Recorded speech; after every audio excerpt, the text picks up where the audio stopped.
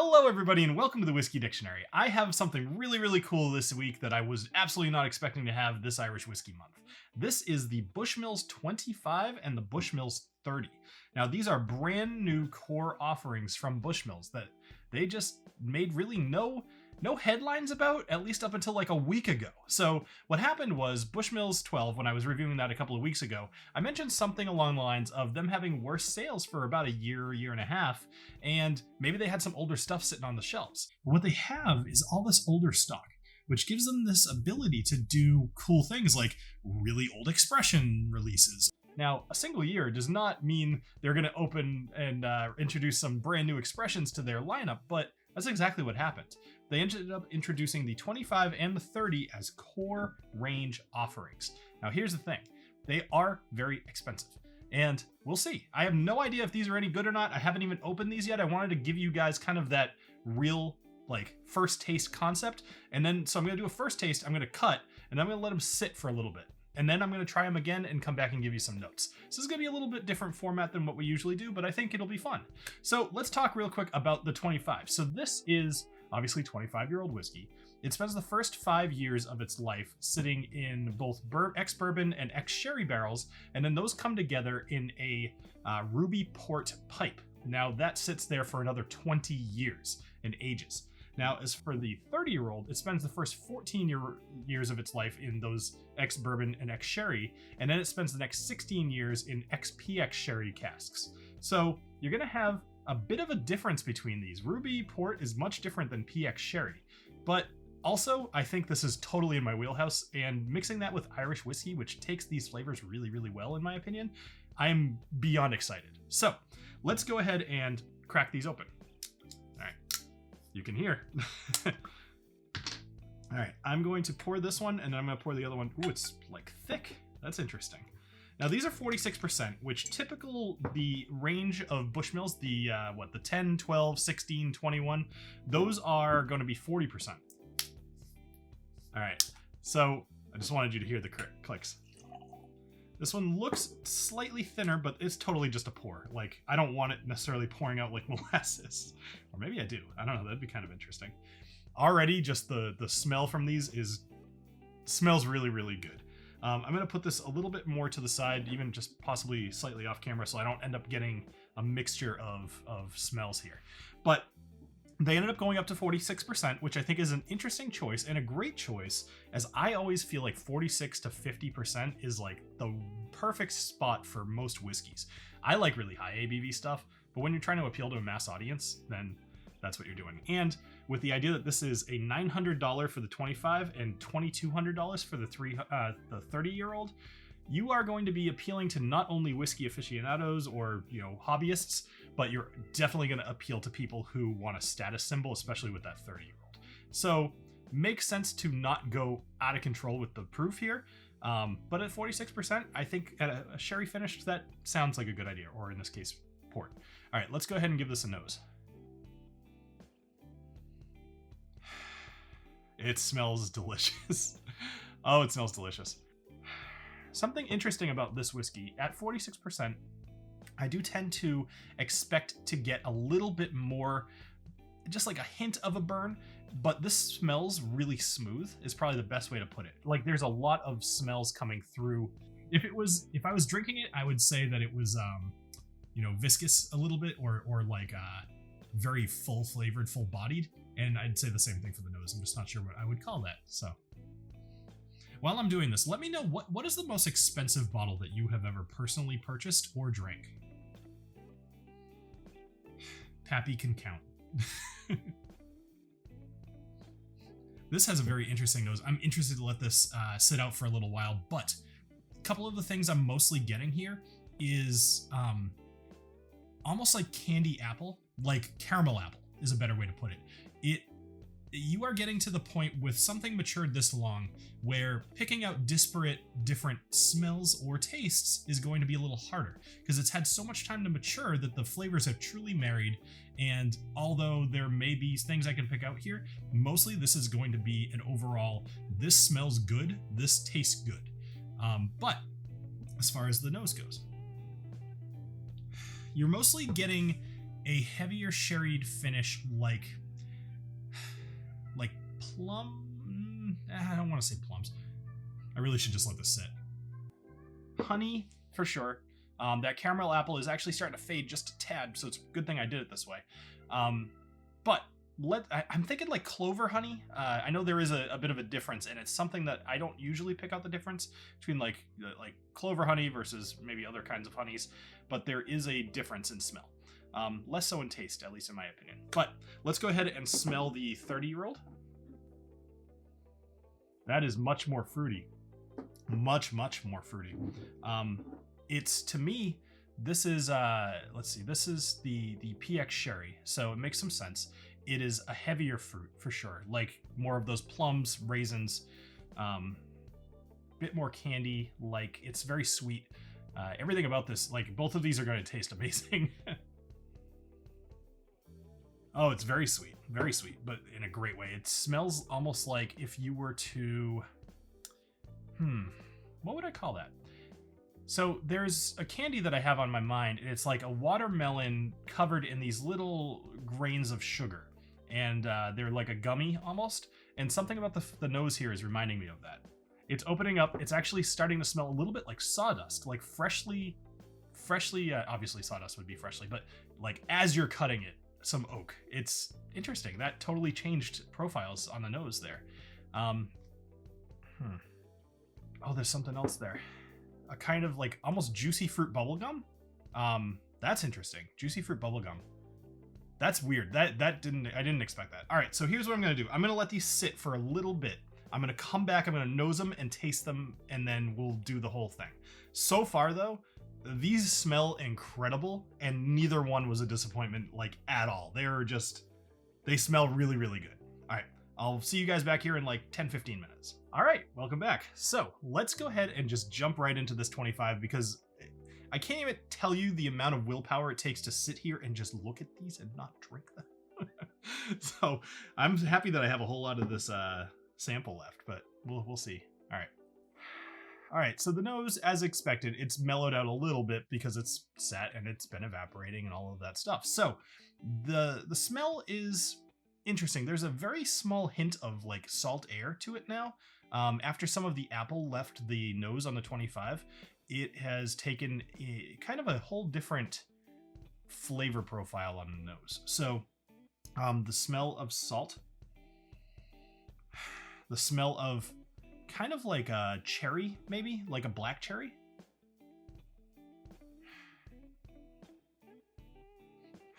Oh man, and honey just so much. All right, I just have to drink this. Cheers, everybody, to happy surprises. Cheers. When I try this, what it actually reminds me of a little bit is a few years ago, I had this old Pulteney. It was 1983, and it was heavily sherried. It was a Scotch, obviously, and it was, in a lot of ways, very similar to this. It had a very deep raisin and plum flavor. With this one, it's similar in that it drinks very full-bodied. The flavor, I will say that 46% does actually hit just a tad. A little bit more than I was expecting, but it's whiskey. I have zero problem with that. If anything, it's carrying more flavors. So don't read it as a bad thing. It's just more, the smell was so smooth, I was half expecting to not even taste the alcohol. So, okay. So plums for sure. Dark cherries, like black cherries. You know what? No, I'm going to say red cherries. I know that's silly, but like it's a difference. And I thought about it as soon as I said it. I think red cherries. There's a flavor in here that I find really interesting, and I can only call it like an almond or maybe like a hazelnut, but I'm leaning almond. Now, almonds to me don't have a strong flavor, but they do have a distinctive flavor. And I am getting that very much right on the front of the palate, like as soon as it hits, but also after everything's gone and it's dried on my tongue and I'm talking, I could taste the almond as almost the main thing that's left. And I find that very distinctive. I can't think of another whiskey where that is the prevalent thing that's left on my palate. So interesting. Now let's try another taste here. Okay. So another thing that's coming out as I'm getting a little bit more used to this, the honey is there for sure, but it is much more mild than it was on the nose. If you want to think about this is going to be the worst analogy, so I apologize in advance. Think about this whiskey as layered, right? I'm saying that the toasted oak is on the bottom of the flavor. That is kind of a always there kind of flavor. Then you've got this almond flavor, which is also kind of always there.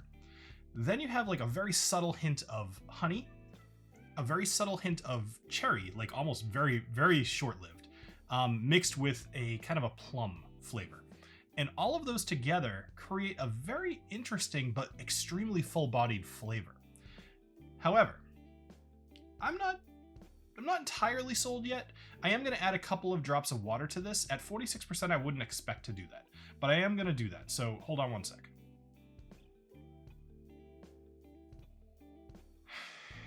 Nose has not changed much. All right.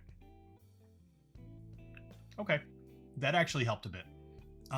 Eliminated that bit of alcohol that I tasted before. 3 drops, really. That's all it took. Very surprising. So, as far as the flavor goes, so this has a like you try this and you don't taste a Scotch, you taste an Irish whiskey. But then it has all of those flavor notes that I mentioned. I guess I'm droning a little bit here, because to be perfectly honest, I find this good, but I'm not confident that I find it $900 good. That is a hard sell for me. We'll go a little bit more into that in a minute, and I will try this again before I make a determination on that. So let me drink some water and I'll get over to the 30. Now for the 30. So on the nose here, again, just after a little while, it has maintained that raisin and the sweetness of the raisins here. It's lost that, I believe I mentioned this one was the watermelon smelling one. None of that really on the nose anymore. That was gone fairly quickly. So, of course, while I was waiting that 15 minutes, I smelled them a few more times. But in this case, the nose is almost entirely raisin and dark fruits like plums, figs, dates, things like that. But still very sweet. All right, cheers, everybody. Ooh, that's smooth. Wow, that's so smooth. Oh, man. Ooh, it's got a nice finish. Oh, it's got a nice finish. Oh, man. All right, I'll tell you more details in a sec here. I'm just enjoying it. Hold on. We're on bill time. Oh, man. Okay, so on the nose, as I mentioned, there were dates, figs, raisins. Very much so also in the flavor. They are not distinct, though. I would say it's the best possible combination of those three, which is still a fairly imaginable flavor. I think that just sitting there, you could probably imagine what dates, figs, and plums, dried plums, all kind of taste like together. It just tastes dark and full-bodied and dark. Like, I don't know what else to describe it as. Sweet to a degree, but mostly like just almost tannic. Is that, I know that we would typically use that to describe barrel flavor, but I'm gonna go out on a limb and say it's in the same camp. Another flavor that I'm kind of picking out here is kind of like an orange zest mixed with a vanilla.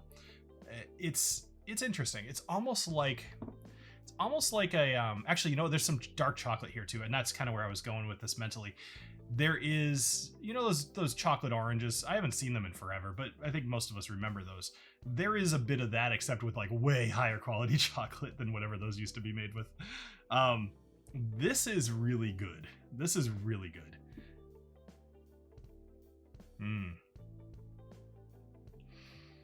Somebody like me who loves sherry in pretty much all of its forms when it interacts with whiskey, I am not surprised in the least that I really, really like this one. 30 years is a long time to be in a barrel. And sometimes it's not worth it. In this case, let's even just go to the overall, but I'm gonna hold judgment on that for a second. Because I did say I was gonna try this one more time.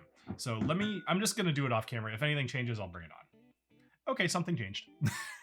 So this somehow got even sweeter. That doesn't make any sense. But the flavor here is better than like even a couple seconds ago. Here's where I'm struggling.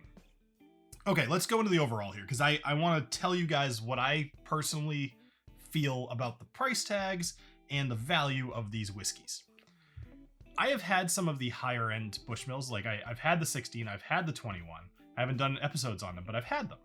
And the 21 is spectacular. The 16, I think, is pretty good. It's been a while, but I remember it very fondly. The 25, this is the problem. The 21, I believe, is about $200. And I always felt like that was appropriately priced, if not a little bit of a stretch. $900 for this is a tough sell to me. I don't think that it does anything overly special to deserve that price. Here's what I would say, and I'm not running a distillery, I'm not running a warehouse, I don't know what their actual costs for the product are. This would sell at $500, and I would recommend it at $500 because it is that old, it is that special, but it is not twice that price, especially when you figure that this is going to get to Total Wine, it's going to get on the shelves. If it actually sells for $900, you're probably not going to see it very often because people are going to scoop this up. I would not recommend the 25 for $900, but I would recommend it for like $5. That being said, let's talk about the $2,200 bottle of 30 year. $2,200 is a lot of money to spend on whiskey. However, 30 years is a long time to hold on to a whiskey too, and some of that price is essentially paying rent, right? So when I consider the fact that this is $2,200, this is $900 for an extra 5 years though, that's a little suspect until I tried it. And this is a spectacular whiskey as far as the flavor goes. Have I had better? I think so, but the amount of things I've had at that price range are vastly different. You know, like I never tried the McKellen, but I'm trying to think of like what was in the $2,200 range. And I mean, Pappy kind of doesn't count because that price is overly inflated. I have had a scotch of some sort. There was a 40-year-old something or other that I had when I was at the Bastard's Ball the last time. And that one was fantastic. And I think it was like $160 for a sip of it or something like that. It was insane. But somebody else actually got it and he let me have a sip of it. So like that was how crazy it was. At $2,200 for a 30-year-old whiskey, I'm struggling with that price, but it's really good. So I'm going to take my own personal finances out of this because I don't think me personally as Bill would spend $2,200 on nearly any whiskey. Maybe like Booker's Rye. But this one is fantastic. If you bought this and you were cool with spending that amount of money, you're going to sip this and you're going to love it because it's delicious. But again, $2,200 is a lot of money. So I guess my overall, I'm not hemming and hawing per se. I'm just more trying to figure out how to properly recommend or not recommend these because money is different for everybody. If you buy this whiskey, the 30-year-old whiskey, you will absolutely love this whiskey. It is delicious. I did not for a second think, wow, this is kind of not worth it. I thought, wow, this is delicious. I'm sad I only have 100 milliliters of it. The 25-year-old, I did kind of feel that way. I felt like this one might be a little overpriced. I would say if you're into it, try it out because these are both cool and they're both great. But go with this one instead of this one. So anyway, that will do it for me. Although there is actually something cool I want to show you, but the review's over. So if you feel like clicking away, then so be it, whatever. But there are things that we get occasionally as whiskey tubers that are like a promotional material. And I like to consider them, they all seem to come in these black boxes. I get very excited when I see a black box wrapped in styrofoam or peanuts, packing peanuts. But I will say this is one of the cooler ones I've gotten. So when you open it up, whatever this gold leaf here, it looks really cool. It's the Bushmills distillery. And then your sample bottles go in here. That's very common. However, what's not common is this thing. When I saw it, I thought, oh, okay, it's like a booklet that'll tell me all about stuff. And then there's a wire under here. And I was like, why is there a USB wire? Here's the reason. When you open this thing up, there's a screen in there. Figuring out where in the world liquor was first distilled. And it starts playing a little promotional video about Bushmills. And I just you guys don't necessarily get to see this stuff all the time, so I thought I would show that off. Bushmills, that was really cool. If you're watching this, which I would imagine you will, I think that's super cool. So thank you. And everybody, thank you for staying here for this longer review, but it was 2 pretty significant whiskeys. And I hope you all have a great rest of your day, and join me here again next week for another Irish whiskey. Cheers.